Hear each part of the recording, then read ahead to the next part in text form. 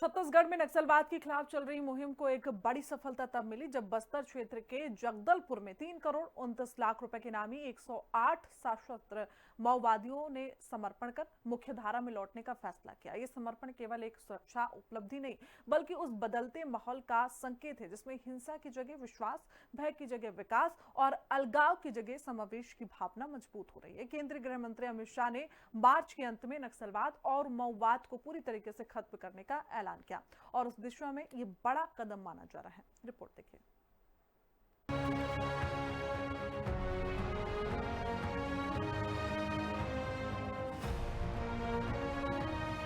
मुख्यमंत्री विष्णुदेव साय ने 108 नक्सलियों के सरेंडर को बस्तर में शांति और विश्वास की जीत बताया है। उनका कहना है कि राज्य सरकार की पुनर्वास नीति, सुरक्षा बलों की सटीक रणनीति और विकास योजनाओं की प्रभावी पहुंच ने नक्सलवाद की जड़ों को कमजोर करने में अहम भूमिका निभाई है। बस्तर में एक साथ 108 नक्सलियों का समर्पण।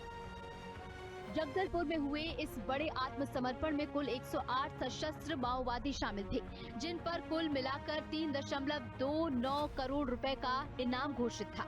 इन समर्पण करने वालों में 44 महिला माओवादी भी शामिल हैं, जो ये दिखाता है कि संगठन के भीतर भी हिंसा के रास्ते को लेकर निराशा और असंतोष बढ़ रहा है। ये घटना इसलिए भी महत्वपूर्ण मानी जा रही है क्योंकि बस्तर लंबे समय से नक्सल हिंसा का केंद्र रहा है। बड़ी संख्या में नक्सलियों का हथियार छोड़ना इस बात का संकेत है कि क्षेत्र में अब विकास और स्थिरता की उम्मीद मजबूत हो रही है। संभाग मुख्यालय में बस्तर में 108 नक्सली पुनर्वास कर रहे हैं। इन पुनर्वास करने वालों में डीवीसीएम लेवल के 6 नक्सली हैं। इसमें इनके जो कंपनी प्लाटून कमेटी मेंबर्स होते हैं वो भी डीवीसीएम लेवल के होते हैं, वो 3 और हैं। पीपीसीएम है वो भी डीवीसीएम लेवल के होते हैं, मतलब 8 लाख के इनामी होते हैं, उनकी संख्या 18 है। एरिया कमेटी मेंबर हैं 23 और कुल नक्सली जिन पर कुल इनाम जो की राशि जो है वो 3 करोड़ 95 लाख है। ये सब आज पुनर्वास कर रहे हैं और इस पुनर्वास के साथ साथ जो सबसे महत्वपूर्ण बात है आपसे मैं कहना चाहता हूँ कि 108 नक्सली पुनर्वास कर रहे हैं और 101 वेपन वापस आ रहे हैं। 101 वेपन वापस आ रहे हैं। ये 101 वेपन जो है इसमें AK-47 6 है, AK-47 TAR जो है वो 1 है, इंसास राइफल 11 है। पुनर्वास नीति और विकास योजनाओं का असर। मुख्यमंत्री विष्णुदेव साय ने कहा कि राज्य सरकार की पुनर्वास नीति नक्सलियों को हिंसा छोड़कर सामान्य जीवन में लौटने का अवसर देती है।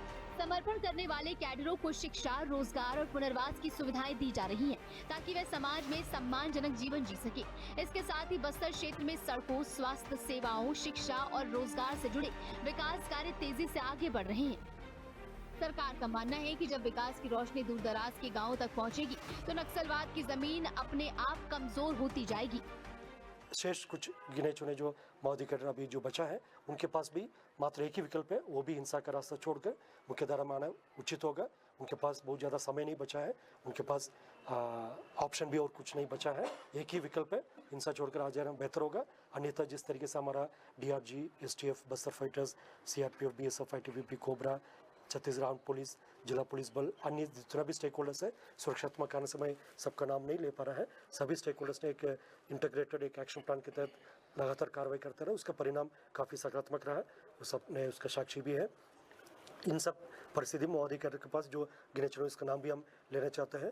यदि DK-60 मेंबर पापारा हो या सोडी कैसा हो या अन्य हेमला विजा हो, जितना भी कम संख्या में जो बचा है उनके पास ये अपील के साथ साथ एक चेतावनी भी है, उनके पास और कोई ऑप्शन नहीं है।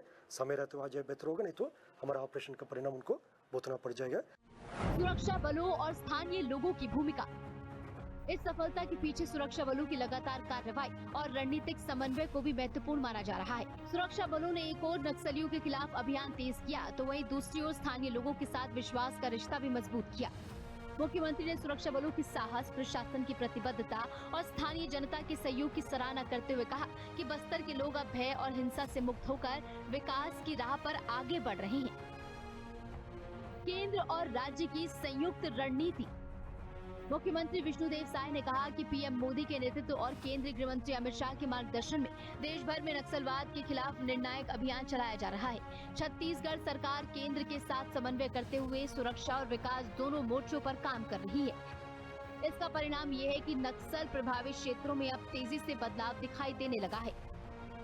31 मार्च 2026 से पहले नक्सलवाद पर निर्णायक बढ़त। राज्य सरकार का लक्ष्य 31 मार्च 2026 तक नक्सलवाद के प्रभाव को निर्णायक रूप से समाप्त करने की दिशा में आगे बढ़ना है। हाल के महीनों में बड़ी संख्या में नक्सलियों के आत्मसमर्पण और कई अभियानों की सफलता से सरकार का विश्वास और मजबूत हुआ है।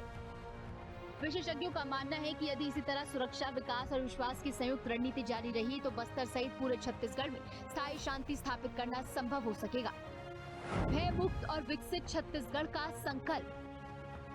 मुख्यमंत्री विष्णुदेव साय ने दोहराया कि सरकार का लक्ष्य बस्तर सहित पूरे राज्य को भयमुक्त, शांतिपूर्ण और विकसित बनाना है। इसके लिए सुरक्षा, विकास और विश्वास, इन तीनों मोर्चों पर लगातार काम किया जा रहा है। 108 नक्सलियों का आत्मसमर्पण इस दिशा में एक बड़ा कदम माना जा रहा है, जो ये दिखाता है कि बस्तर में बंदूक की आवाज अब धीरे धीरे शांत हो रही है और उसकी जगह विकास और विश्वास की नई कहानी लिखी जा रही है। ब्यूरो रिपोर्ट, हिंदी खबर।